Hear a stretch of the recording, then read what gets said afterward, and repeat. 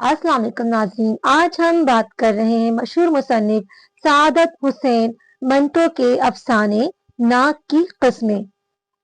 ये हमें बताएंगे इंसान की फितरत के बारे में, चेहरे की बनावट के बारे में और उनके मिजाज के बारे में। आइए देखते हैं कि मंटो साहब अपने अफसाने में क्या फरमाते हैं। बकौल मंटो साहब के कि जिस तरह 5 उंगलियां अल्लाह ने एक जैसी नहीं बनाई, बिल्कुल इसी तरीके से अल्लाह ने नाक भी एक जैसी नहीं बनाई है।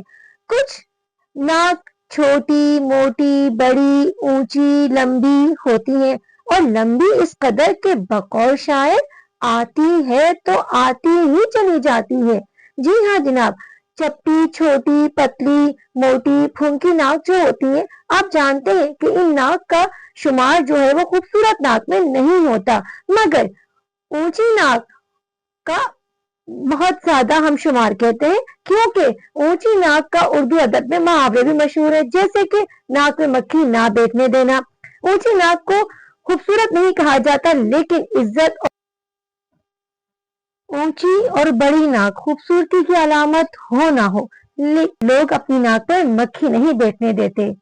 60-70 की दहाई में जब जब 60-70 की दिहाई में लोग जो थे वो अपनी इस्तेमाल के लिए, आंखों की बीनाई की दुरुस्त करने के लिए जब ऐनक इजाद हुई तो उस वक्त उसे भी नाक पर बिठा दिया गया।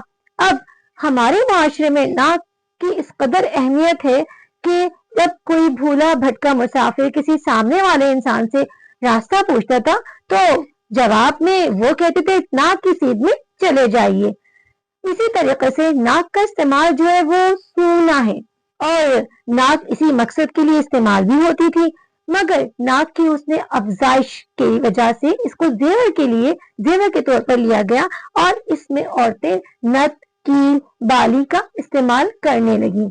अगर हम तारीख पर निगाह डालें तो तारीख में 2 नाकें बहुत मशहूर हैं।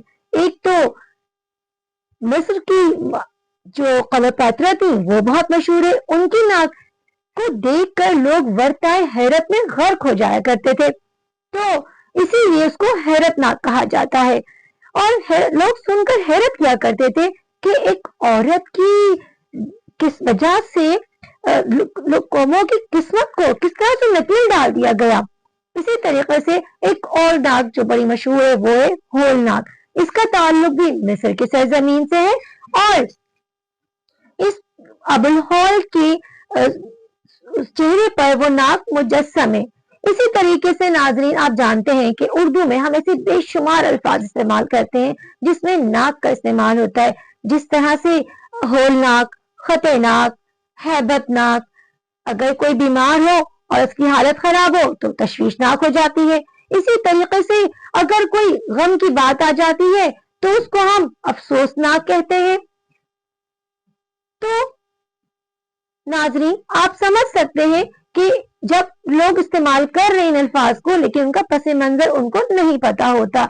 इसी तरीके से नाक चूंकि मुआशरे में अलामत के तौर पर ली जाती है, तो मंटो साहब ने भी इस नाक को अपनी तहरीर में बतौर अलामत इस्तेमाल किया और लोगों मुआशरे में मौजूद किरदारों को सफाकी से बेनकाब किया और फिर इसी तरीके से मुआशरे में अनगिनत किरदार वो अपनी तहरीर के जरिए सामने लेकर आए।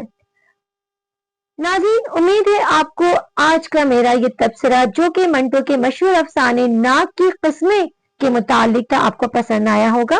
उम्मीद है कि आप इसको वीडियो को लाइक करेंगे, पसंद करेंगे, शेयर करेंगे, सब्सक्राइब करेंगे। इंशाल्लाह खुश रहिए और अपने आसपास के लोगों को खुश रखिए। फिर मिलेंगे, फी अमानिल्लाह।